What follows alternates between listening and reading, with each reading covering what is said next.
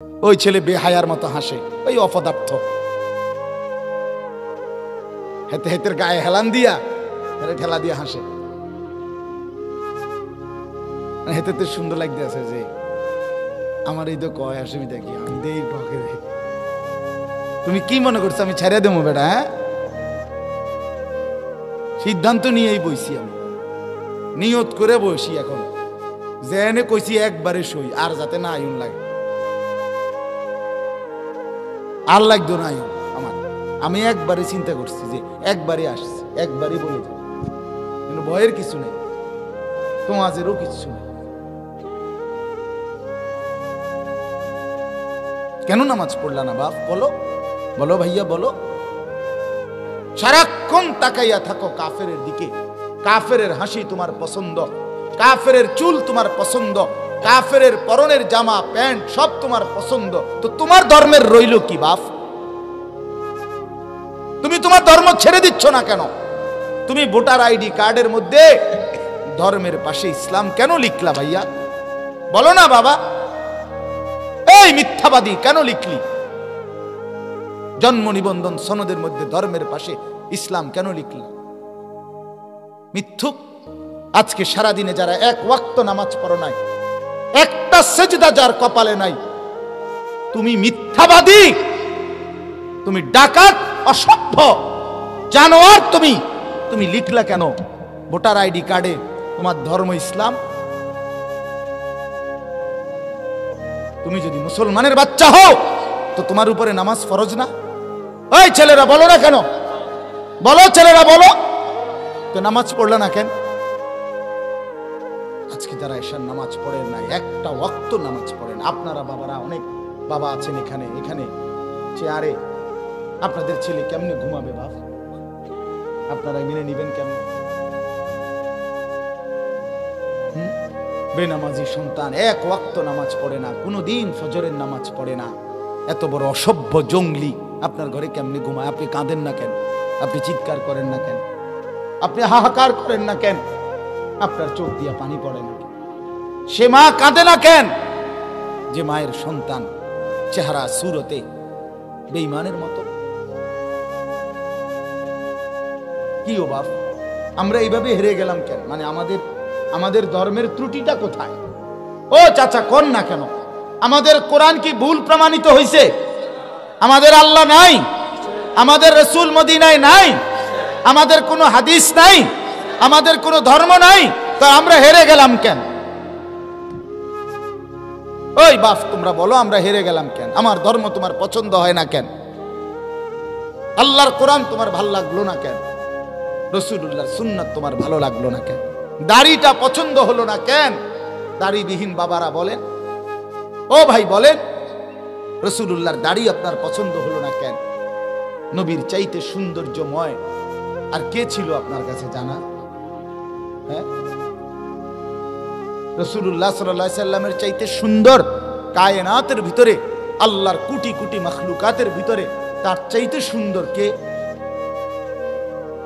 উনি আল্লাহ যেমন দৃষ্টান্তহীন, তুলনাহীন, ইনি মুহাম্মদ সৌন্দর্যে আর গুণে ইনিও তুলনাহীন। वो खालिकियत में बेमिसाल, ये हुस्न सीरत में बेमिसाल।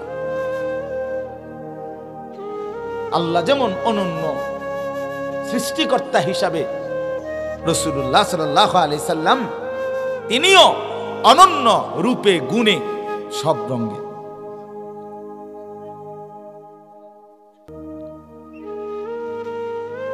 কার চুল এগুলো? কার মতো দাঁড়াইয়া যে পেশাব করো, কাকে দেখে শিখলা? হ্যাঁ বন্ধু বলো, মানুষ বুঝি এইভাবে আল্লাহকে ভুলে যায়, মানুষ বুঝি এভাবে সারা দিন মোবাইল টিপে বুঝি, এটি বুঝি কথা, এটি কোনো সুস্থ স্বাভাবিক কথা? মানুষ বুঝি সারাদিন বেডি চায়, এত বেডি চাইয়া করবা কি ভাইয়া? এত বেডির দরকারটা কি তোমার? কয় হাজার মহিলা হইলে তোমার সারবো? কত নর্তকী দরকার তোমার?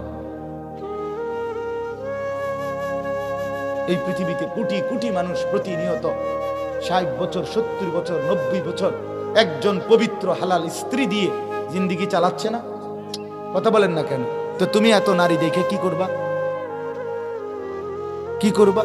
আর একটা নির্দিষ্ট সময়ে এত কোটি কোটি মানুষ যেহেতু প্রতিনিয়ত বিয়ে করছে, আল্লাহর পক্ষ থেকে একজন হালাল স্ত্রী মিলে যাচ্ছে, তো তোমার জন্য মিলবে না কেন? একটু অপেক্ষা করলে অসুবিধাটা কোথায়? কথা বলেন, একটু অপেক্ষা করলে সমস্যাটা কি? একটু সবর করলে অসুবিধাটা কি ভাইয়া? তুমি যদি একটু চরিত্রটা হেফাজত করো, বিনিময়ে যদি একজন পবিত্র স্ত্রী পাও, খোদার কসম দুনিয়াটা জান্নাত হয়ে যাবে। যার ঘরে স্ত্রী ভালো তার ঘরই জান্নাত। আর যার বেড়ি খারাপ, যার বউ অসৎ, চরিত্রহীন, বেপর্দা, বেহায়া, যে বেড়ি নিজের স্বামীরে নিজের শরীর রূপ যৌবন দেখানোর চাইতে রাস্তায় দেখানোটাকে বেশি পছন্দ করে, খোদার কসম তার ঘর জাহান্নামের টুকরা, জাহান্নামের টুকরা, জাহান্নামের টুকরা। আপনি জানেন না? হ্যাঁ দোস্ত, মানুষের বেডি মোবাইলে চাওন আর ঘরে বেডি আনন এক কথা না। মনে রাখবা, আমার কথা মনে রাখবা। আমার নাম আনিসুর রহমান। বন্ধুর কথা মনে রাখবা, ও চিরেই টের পাইবা। চরিত্র যারা নষ্ট করছো, নারী যারা অহরহ দেখছো, উলঙ্গ ছবি, জিনা, ব্যভিচারের দৃশ্য, অবৈধ প্রেম, মেয়ের পিছনে পিছনে হাঁটছো, বিবাহের নামে স্থায়ীভাবে যাকে গ্রহণ করবা দেখবা সে খবিস। কোরআনে স্পষ্ট আছে, আছে কি না? খবিস, আল খবিসাতু লিল খবিসিন। আল্লাহ বলছে আমি বরাদ্দ দিলাম খবিসের জন্য খবিস। তখন বুঝবো। আমি অনুরোধ করছি, সবাই এরকম খোলামেলা পরিষ্কার বলল না, আমি বললাম। তুমি কষ্ট পাইবা, কবর আখেরাত তো আছেই, দুনিয়ার জীবনেও কষ্ট পাইবা। স্ত্রী যার খারাপ, স্ত্রী যার দুশ্চরিত্র, যে মহিলা তার স্বামীকে পছন্দ করে না, স্বামী বেচারা যখন সামনে থাকে তখন সাধারণ কাপড় একখান ফুইরা থাকে, কিন্তু বাজারে এখান থেকে শুধু মালাই বাঙ্গরা যাবে, এবুড়ি রেডি হয়েছে 1 ঘন্টা লাগাবে। এবুড়ি জামাই মনে 50 বার কইতেছে আগো সিনজি দাঁড়াইয়া রয়েছে, তে বেটা তারা উড়া করতে আছে, তুমি আইও না। না, রেডি হয়, এবুড়ি রেডি হয়, শুধু রেডি হয়, এবুড়ি রেডি হয়। ওই পাউডারে ডলতে আছে, ফেয়ার অ্যান্ড লাভলি ডলতে আছে, মেকআপ ডলতে আছে, লিপস্টিক ডলতে। কারে দেখাই বাবা? বোন, কাকে দেখাইতে যাচ্ছ?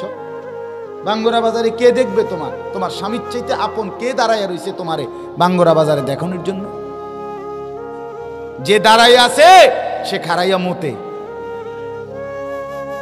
তোমারে দেখে যে মজা মারবে ওই খারাইয়া মতে। ওর কোনো চরিত্র নাই, ও তোমারে পাইবে খাবলাইয়া খাবে, ছিঁড়ে বিড়ে খাবে। এজন্য ভিন নারী, বেপর্দা নারী, সে রাস্তার উপভোগের পণ্য, উপভোগের পণ্য। এজন্য বন্ধু, আমার কথা শেষ। আমি মূল বক্তব্য বললাম এটাই, নগদ দুনিয়াই যেন শুধু প্রিয় না হয়, আখেরাত যেন ভুলে না যায়। বাবাদেরকে বলি, জওয়ান ছেলে তোমাদেরকে বলি, বাবারা আপনারাও মুরব্বীরা, আপনাদের কাছে অনুরোধ, হারাম রোজগার যদি কারো থাকে ছেড়ে দেন, সুদের টাকা ফেলে দেন, হারামের টাকা ফেলে দেন। বিড়ি খানার বদ অভ্যাস যে সমস্ত চাচার আছে, আল্লাহ দোহাই, আপনাদের ভাতিজার বয়সী আমি, আপনাদের সন্তানের কথা শুনে বিড়ি খানার অভ্যাস ছেড়ে দেন। টেলিভিশন, চা দোকানে বসে যারা টেলিভিশন দেখার অভ্যাস, 60 বছর 50 বছরের যে চাচারা, আপনারা এই মন্দ অভ্যাস ছেড়ে দেন।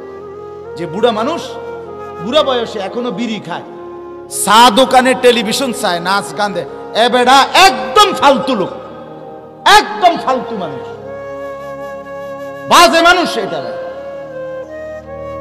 একেবারে ফালতু মানুষ। এবড়া ওরার চাইতে বেশি বেহায়া, কারণ হে তো এখনো অল্প বয়সের বেহায়া, এ তো বুড়া বয়সের বেহায়া।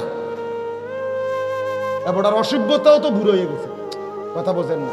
যে বেড়া টেলিভিশন চায় 60 বছরে, এবড়া টেলিভিশন চাওয়া শুরু করছে গত বছর থেকে। বুঝেন নাই চাচা আমার কথাটা? যে 60 বছর ধরে টেলিভিশন চায়, 60 বছর বয়সে এবটা টেলিভিশন দেখাটা শুরু করছে আজ 2 বছর, 40 বছর, 40 বছর হইতো না? তাহলে এবটা তো হেতের তো বেশি দীর্ঘমেয়াদী গুণাগার। ওইতে তো বয়সে 24, এতে 48 বছর দেখবো কেমনি? ওইতে তো বয়সে 18, সে 60 বছরের সমান যাবে কিভাবে? এই জন্য রাগ হয়ে না, অনুরোধ করলাম, হায়া থাকলে যদি মনে করেন মরবেন চাচা, তাইলে গুনাহ ছেড়ে দেন।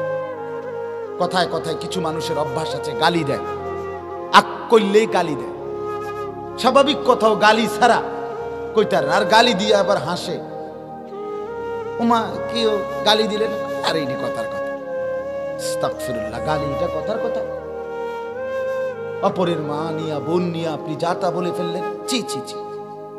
ছেলেরা তোমাদেরকেও বলি, এ সমবয়সী বন্ধু, তোমার বন্ধু, সে একসাথে চলো, সে পট করে তোমার মাকে একটা গালি দিছে, তোমার বোনকে নিয়ে একটা বাজে কথা বলে দিছে, তুমিও হাসি দিলা, তুমিও নির্লজ্জ, সেও নির্লজ্জ।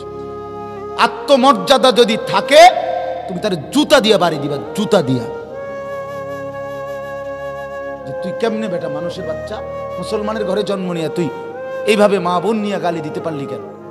কেমনে বললি? হাসতে হাসতে মানুষ গালি দেয়, এটা কথা হইল কোন?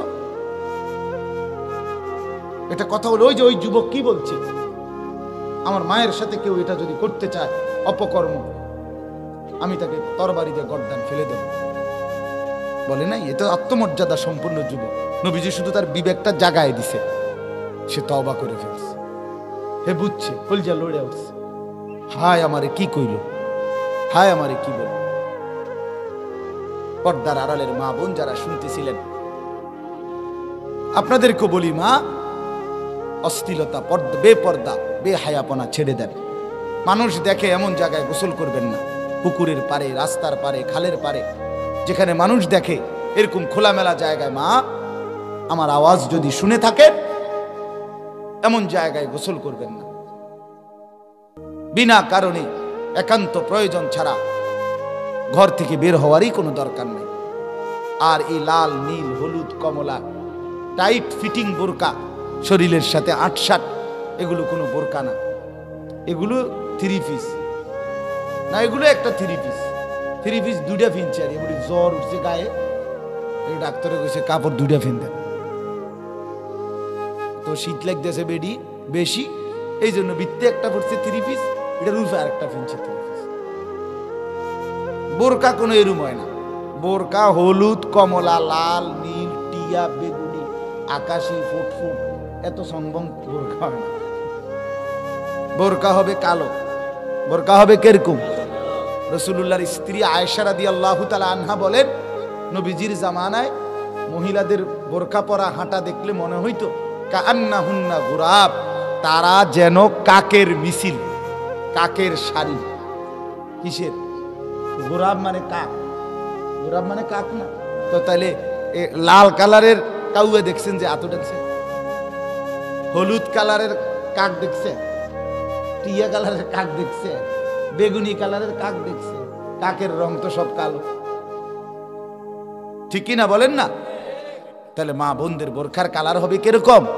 কালো, ঢিলে ঢালা হইতে হবে, শরীরের সাথে আটসাট হইলে হবে না। দেহের অঙ্গ প্রত্যঙ্গ যদি বোঝা যায়, তাহলে সেটার পর্দা হবে। মাকে বলবেন, যে নারীর পর্দা নাই তার কোনো নারীত্ব নেই, তার কোনো নারীত্ব নেই, তার কোনো সম্ভ্রম নেই, তার কোনো আত্মমর্যাদা নেই।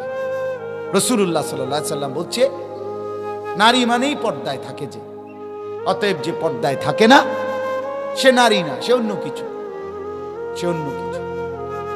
আল্লাহ আমাদেরকে বুঝ দান করে।